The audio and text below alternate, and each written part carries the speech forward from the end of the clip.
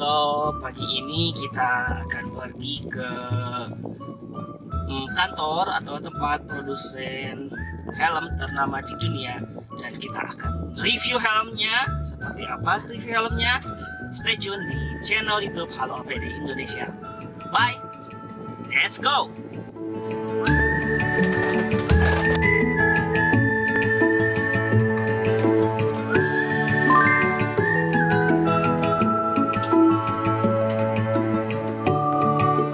Oke, halo sobat Halo APD Indonesia. Kembali lagi bersama saya Setiadi Kristiana, admin miminnya Halo APD Indonesia. Dan sekarang di depan kalian sudah terlihat sebuah APD khususnya untuk pelindung kepala. Jadi sudah tahu ya, kali ini kita akan membahas lebih detail tentang pelindung kepala, meneruskan dari webinar saya sebelumnya mengenai manajemen alat pelindung diri. Nah, jadi saya coba promise nih janji saya kepada teman-teman semua untuk membahas secara detail, kupas tuntas sampai sekutu-kutunya. Oke, kali ini kita akan bahas pelindung kepala, tapi tidak semua pelindung kepala karena terbatas pada durasi. Ya, kali ini saya sudah berada di kantornya Uvex Indonesia. Nah, Uvex ini adalah salah satu pabrikan dari Eropa, Jerman. Sudah berdiri sejak 1926. Itu 2 tahun lagi Sumpah Pemuda, guys. Oke, jadi dia awalnya ada eyewear, kemudian ada gloves, dan karena kali ini kita akan membahas tentang helm, maka yang 2 tadi terakhiran aja. Oke, so untuk kali ini kita akan bahas dari mana dulu. Nah, sesuai dengan materi saya di manajemen alat pelindung diri, bahwa di pelindung kepala itu jenisnya banyak, tergantung dari aktivitas kita di lapangan. Kalau misalnya kita cuma punya potensi terantuk misalnya, maka ada yang namanya bump cap. Kemudian kalau ada resiko impact dari atas, ada yang namanya hard head. Kemudian juga ada berbagai jenis untuk pekerjaan-pekerjaan spesifik. Contohnya untuk pekerjaan pemadam kebakaran. Nah, itu ada namanya fire helmet juga. Dan fire helmet juga terbagi menjadi beberapa jenis. Nah, itu akan kita bahas nanti sob. Oke, jadi kali ini yang akan saya sampaikan bahwa di sini kita lihat ada bump cap. Ini bump cap. Jadi buat teman-teman yang ada potensi terantuk, biasanya aktivitasnya di manufaktur, otomotif, atau tidak ada potensi sesuatu jatuh dari atas kemudian terimpact ke kepala, maka cukup menggunakan bump cap. Ya, bentuknya seperti topi. Nah, tapi jangan salah, ini kalau kayak saya ketok ya guys. Nah, ini ada capnya, pelindung capnya kalau tiba-tiba kita terantuk. Nah, seperti ini, di dalamnya ada capnya. Nah, saya pakai ya. Salah satu teman saya bilang kayak penjual tukang tiket. Oke, ini bump cap. Kita nggak akan bahas hari ini. Standarnya apa? Di Eropa standarnya IN 812. Kali ini kita akan membahas lebih detail ke standar Eropa. Kenapa? Karena hard head, bump cap, dan fire helmet itu ada 2 standar, baik itu dari Eropa ataupun dari Amerika. Amerika dengan ANSI-nya, Eropa dengan IN-nya. Nah, kebetulan kali ini kita akan bahas lebih detail ke Eropanya. Yang ANSI-nya kapan-kapan ya guys, di next selanjutnya. Jadi biar konten saya banyak di YouTube. Nah, oke. Di Eropa ada berapa standar sih untuk pelindung kepala? Tadi saya sudah sampaikan mengenai bump cap IN 812. Kemudian kita juga punya yang suka naik sepeda nih, hobinya naik sepeda saat ini jadi hobi dadakan pada saat COVID.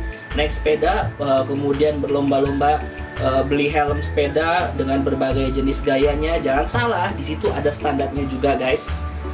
Jadi standarnya adalah IN 1078. Itu standar untuk helm sepeda.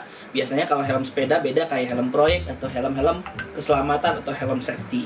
Biasanya helm sepeda itu banyak lubangnya. Kenapa? Karena butuh ventilasi. Butuh ventilasi sehingga kepala tetap dingin. Kemudian ada yang akan kita perbandingkan kali ini dua standar, yaitu IN 12492 2012 dan juga IN 397. Apa sih bedanya 12492 dengan 397? Ya, di depan teman-teman semua sudah ada helm warna-warni, mulai dari hitam, putih, kuning, sama oranye. Secara fisik kelihatan sama, tetapi ternyata secara standar berbeda. Perbedaannya apa standarnya? Oke, seperti yang saya sampaikan sebelumnya, kita ada dua standar, IN 397. IN 397 ini adalah spesifikasi standar untuk helm keselamatan atau helm safety. Jadi buat teman-teman di industri formal, ketika requirement-nya helm safety bisa mengacu, salah satunya adalah IN 937. Nah, tapi pelindung kepala di industri juga ada yang lain, yaitu IN 12492, sering disebutnya helm mountaineering. Nah, dua ini kita akan bahas dan perbandingkan apa sih bedanya mountaineering dan helm safety. Apakah bisa digabung antara mountaineering dan helm safety menjadi sebuah satu helm atau harus terpisah? Oke, kita bahas kali ini. Oke, sekarang apa perbedaannya antara IN 397 dan IN 492 untuk helm safety dan helm mountaineering? Pertama, perbedaannya, saya lihat contekan dulu ya guys. Nah, ini udah ada contekannya soalnya. Udah diprintin tadi sama temennya Mimin. Oke, yang pertama dari sisi shock absorption. Nah, teman-teman tahu kalau helm itu sering lihat videonya, suka ada helm disimpan di misalnya semangka, kemudian dijatuhin benda tumpul dengan berat tertentu, apakah helmnya pecah atau tidak, gitu kan? Nah, kalau yang KW-KW helmnya pecah, kalau yang tidak helmnya penyok atau bahkan mungkin mementalkan si bendanya. Nah, itu adalah salah satu requirement di IN 397. Nggak boleh pecah, guys. Nah, jadi helm safety ini nggak boleh pecah pada saat dites. Makanya teman-teman kalau beli helm, hati-hati, jangan sampai beli yang KW-KW. Nah, oke, dari shock absorption, IN untuk safety helmet 397 dan IN 12492 perbedaannya sama-sama dilakukan drop test terhadap helmnya. Sama-sama dilakukan drop test terhadap shellnya atau capnya ini. Drop testnya setinggi 1 meter, kemudian drop testnya sekitar 5 kg benda tumpul. Jadi dijatuhkan 5 kg 1 meter jeda. Nah, cuma yang membedakan antara safety helmet dan mountaineering adalah shock absorption capability-nya. Safety helmet, nah mana dia helmet? Nah ini dia safety helmet. Shock absorption capability-nya maksimum adalah 5 kN. Artinya maksimum force yang nanti diterima ke kepala kita adalah 5 kN atau sekitar 500 kg. Tetapi kalau untuk mountaineering tidak harus 5 kN, cukup 10 kN. Nah, 10 kN jadi secara impact force terhadap kepala memang lebih besar yang mountaineering. Nah, mountaineering di 10 kN atau sekitar 1 ton. Nah, kemudian apa yang membuat helm safety ini bisa mengabsorb sampai 5 kN? Rahasianya adalah di IN 397 itu diwajibkan memiliki suspensi. Nah, ini di dalamnya ada suspensinya guys, tapi kalau di mountaineering tidak wajib ada suspensinya. Makanya kalau di mountaineering itu biasanya di dalamnya ada busanya yang cukup tebal. Itu salah satunya untuk mengabsorb hingga 10 kN. Tapi di safety ini ada suspensinya. Dan suspensinya harus memiliki jarak. Nah, jarak antara suspensi ke capnya minimum adalah 2,5 cm. Nah, kemudian juga beberapa teknologi pabrikan mulai muncul, salah satunya di UVEX ini, bahwa suspensinya ada 1, 2, 3, 4, 5, 6. Nah, ada 6 titik strap.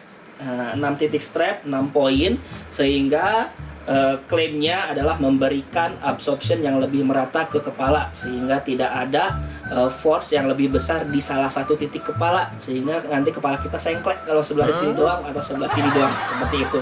Nah, itu perbedaan yang pertama, absorption. Itu kan. Perbedaan yang kedua adalah saya mimin lihat contekannya dulu. Kemudian dari sisi ada tes yang kedua adalah tes dengan benda tajam. Nah, jadi kedua helm ini kalau kena kejatuhan benda tajam, ini boleh tembus ke dalam. Jadi helm ini memang boleh benda tajamnya tembus ke dalam, tetapi jangan sampai menyentuh ke objek.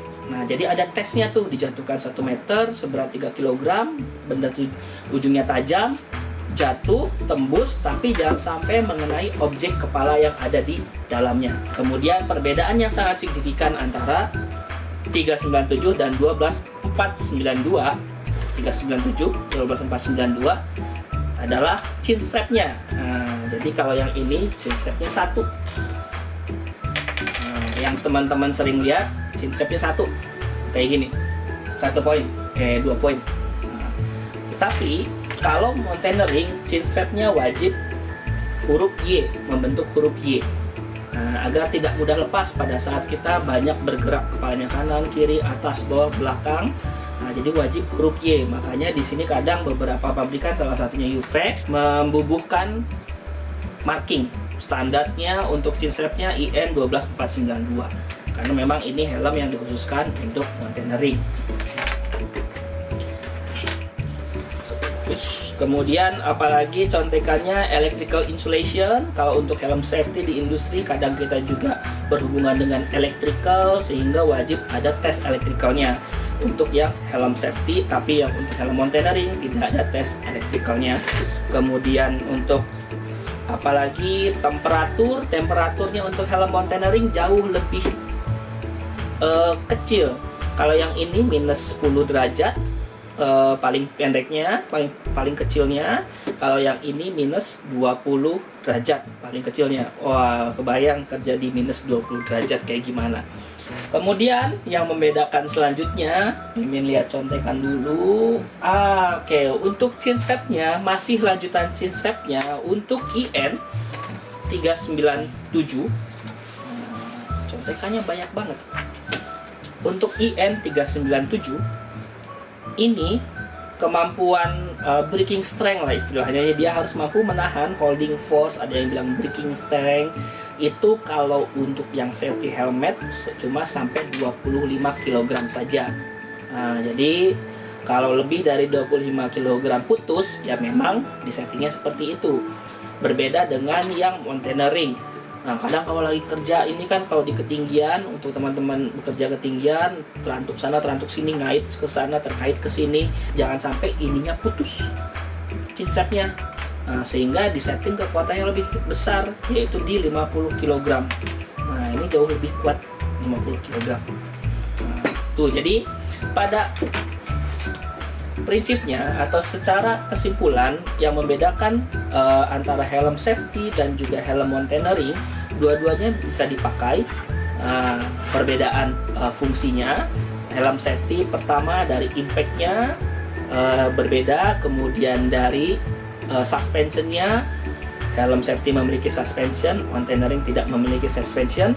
Kemudian chin strapnya, helm safety cukup 1 chin strap, helm mountaineering punya 2 chin strap sehingga tidak mudah lepas.